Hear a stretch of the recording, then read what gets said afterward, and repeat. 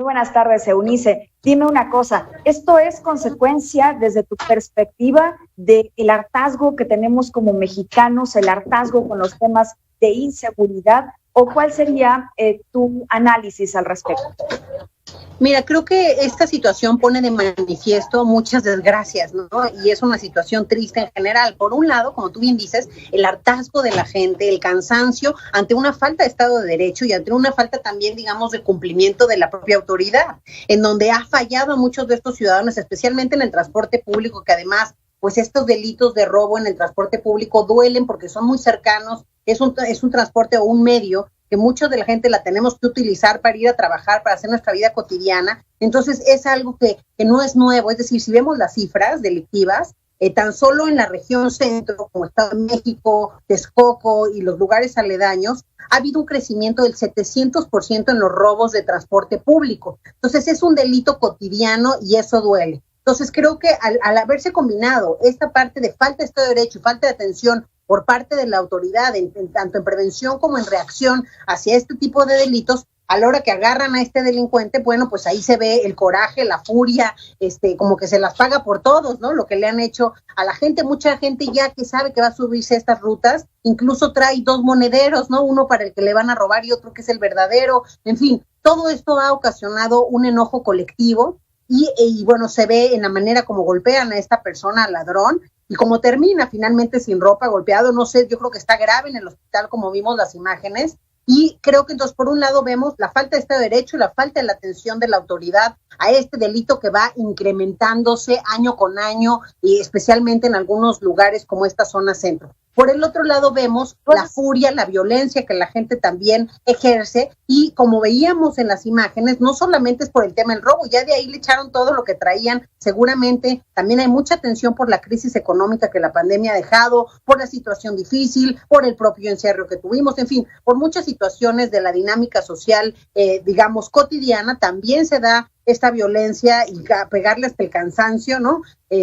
Pero también, y creo que dos cosas más son importantes de analizar. Por un lado, también, digamos, el odio colectivo. Estamos confundiendo la justicia con el tema de la venganza y el odio. Y creo que esa es la línea muy delgada y muy peligrosa, confundir la justicia, que quien tiene que llevarla a cabo es una autoridad. Y no digo que no esté fallando la autoridad, porque sin duda la gente piensa que ante la falla de la autoridad, incluso no sé si recuerdas, hubo un diputado, el diputado Preciado del PAN, que en algún momento él proponía que como la autoridad nos falla a todos, mejor todos tengamos un arma y nos defendamos en defensa propia si alguien nos quiere hacer algo. Y este tipo de soluciones, aunque pueden ser muy populares y a la gente le gusta, e incluso, bueno, los memes, digamos que el ánimo social de felicidad porque golpearon a esta persona, creo que también es peligroso, porque eso es el reflejo de una sociedad que pues está siendo violenta, que tenemos violencia que ejercen contra nosotros, pero que también la estamos expresando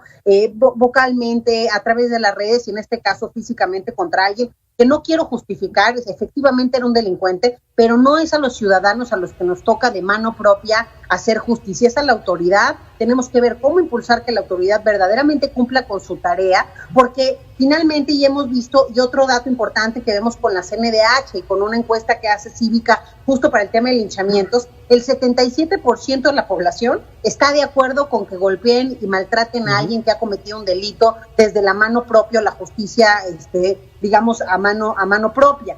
Y eso es muy complejo porque hemos visto también situaciones, no solo la de esta combi, sino también vimos el día de ayer otro ratero que también terminaron paleándolo. Sí. Hemos visto gente que han quemado viva, digamos, en diferentes lugares porque es el que hizo no sé qué en el pueblo. Pero también aquí pudiera caer criterios que no son tan claros como creer a lo mejor en el pueblo que ese es el que está robando o nos está espiando para robarnos después y entre todos vamos a matarlo. Y creo que esas cosas ya terminan un poco en la barbarie, ¿no? Es decir, la línea es muy, muy, muy, muy delgada y no puede haber criterios diferenciados. Por eso es que existe un sistema de justicia. Y creo también muy importante que otra vez, este tipo de cosas generan finalmente odio. La violencia nunca va a ser la respuesta adecuada, creo, a ninguna situación. La violencia simplemente genera más violencia. En el caso que te mencionaba del diputado que proponía lo de las armas, bueno, está demostrado en el mundo con datos duros que el fácil acceso a las armas de fuego lo único que genera es mayor letalidad de cualquier conflicto. Imagínate que cualquiera de estos del pecero hubiera tenido una pistola, probablemente mata al ratero, pero también se genera ahí una masacre. En este caso, este ratero no tenía ningún arma, pero hubiera podido traer un cuchillo escondido y a lo mejor termina lastimando también a alguno de las personas de la combi. Entonces son temas en los que creo que tenemos que ser cuidadosos a la hora de que nos da tanto gusto esta justicia en propia mano, y lo hemos visto ya a mí me ha tocado mucho trabajar con autodefensas y en Tierra Caliente, y a veces la línea es muy delgada de lo que uno cree justo y otro, cuando sí, te vuelves la justicia es ambivalente. Es ambivalente, y además, pues, ¿cuántos héroes anónimos queremos? Es decir, creo que es importante reflexionarlo más de fondo. Eunice, ¿cómo estás? Te saluda Alejandro Piñón. Veíamos en redes sociales este pulso que bien comentas, ¿no? En las redes sociales de Mega Noticias TVC, cuando difundimos el video, la gente decía, es que ahora la familia quiere demandar porque golpearon al ratero. Todos sentimos la frustración, evidentemente, a todos nos ha tocado un asalto desafortunadamente en este país, pero ¿cuáles son los alcances de la justicia propia mano? ¿Qué tanto realmente se justifica la justicia propia mano sin que haya represalias? Porque bien, la familia sí podría demandar y entonces que vayan a parar a la cárcel quienes golpearon. Eso también es un hecho.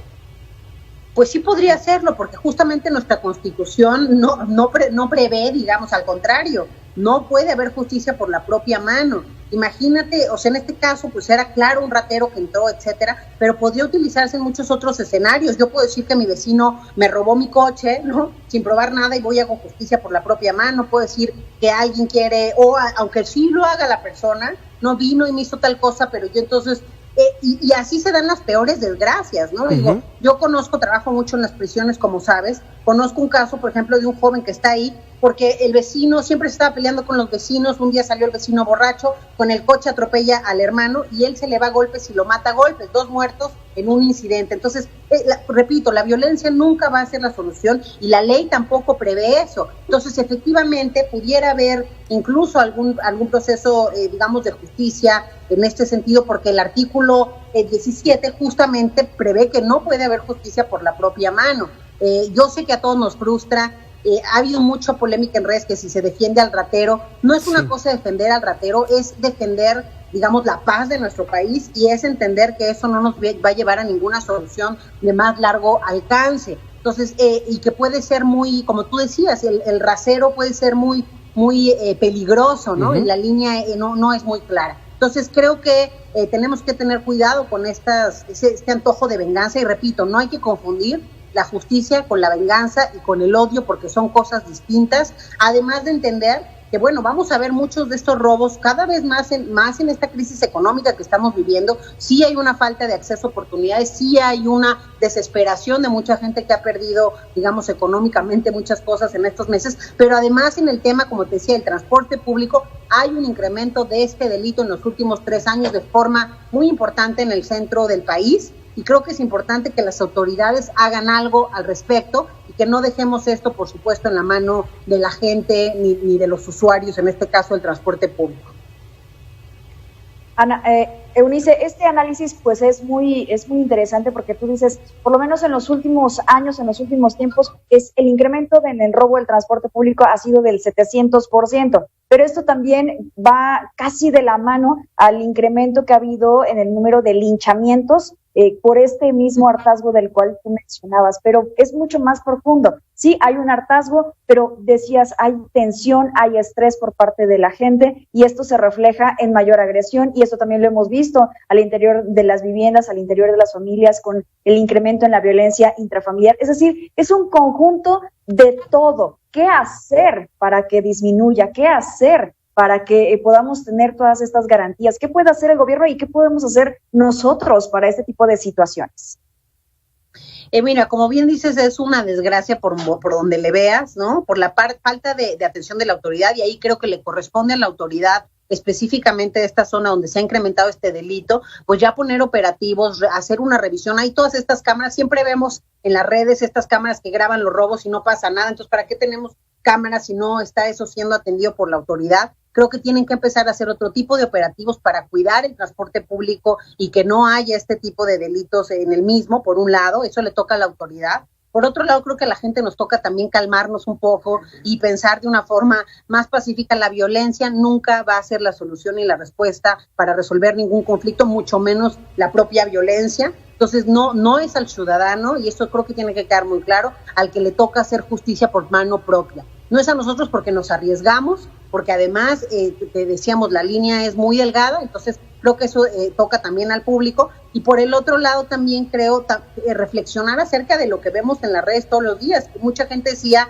que lo que pasó en la combi es final el reflejo, por ejemplo, del Twitter, ¿no? Que ya se ha vuelto una red violenta en donde hay un discurso de odio y eso no es sano para nadie. Tan solo te doy el ejemplo de Estados Unidos, ¿no? Con el presidente Donald Trump ha aumentado este discurso de odio en contra de los migrantes, que lo hemos visto todos de forma muy clara, particularmente contra los mexicanos y latinos, y eso no queda solamente en palabras, lo vemos reflejado en el aumento de los crímenes de odio cometidos hacia latinos, que desde que llegó Trump se han incrementado en un 30% este tipo de crímenes, y además se han aumentado casi en un 15% los grupos de supremacistas blancos que cometen este tipo de delitos. Entonces, todo estas palabras y este eco que parece muy chistoso, pues no lo es, y sí tiene muchas veces un impacto, digamos, ya de una forma física y de una forma incluso verbal, de la violencia, que creo que es inaceptable.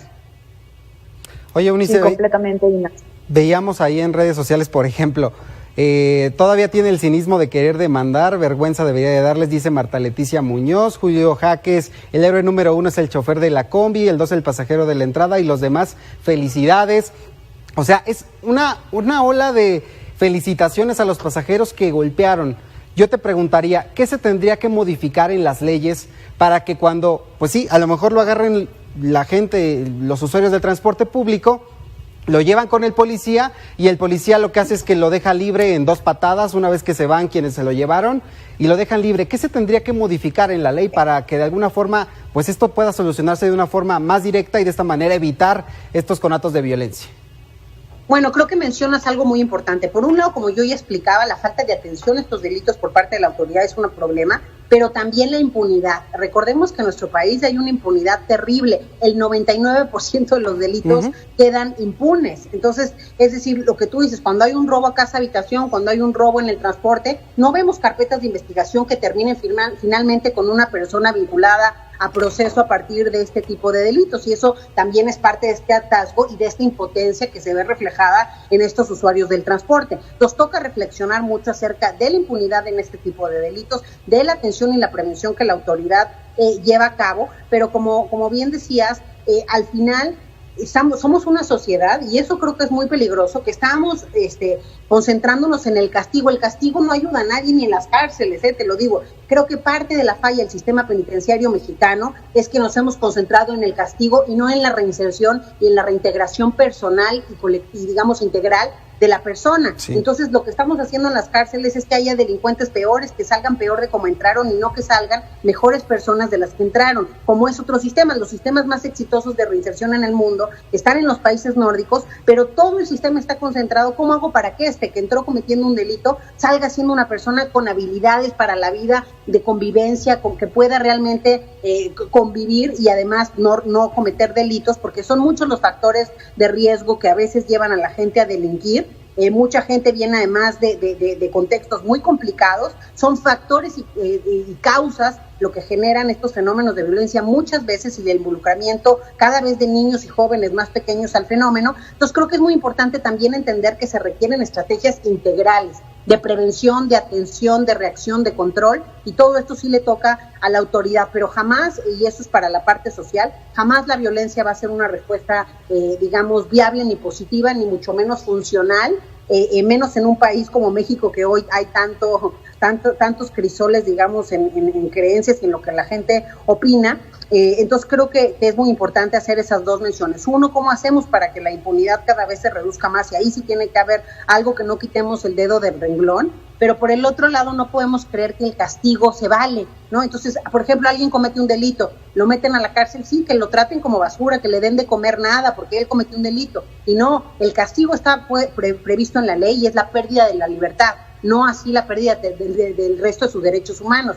En este caso, pues la ley no mandata ni marca en ningún lado que aquel que robe lo podemos matar a golpes. Eso también es un delito, digamos, si lo vemos en una perspectiva distinta, y si pudiera haber una demanda. Eso termina en alguna cosa, a lo mejor es más complejo, porque además el ánimo social, por supuesto, es contrario, pueden defender, quizá la defensa, y ahí no soy abogada, tendríamos que verlo con un abogado, pero podría ser una cuestión en defensa propia, porque finalmente el otro ratero trae un arma, en fin, se puede justificar de muchas formas, pero lo que es importante entender es que la ley, en ninguno de sus artículos, la Constitución, prevé que la gente haga justicia por su propia mano, y más allá del caso particular, sí puede haber conceptos y situaciones mucho más graves. Si tú revisas las últimas, digamos, noticias que haya de linchamientos, hay unos peores que otros. Hay gente que cree que puede espellejar a alguien porque haya hecho lo que haya hecho, y no tenemos nadie el derecho a hacer eso. Al final del día, la justicia, para eso existe la autoridad,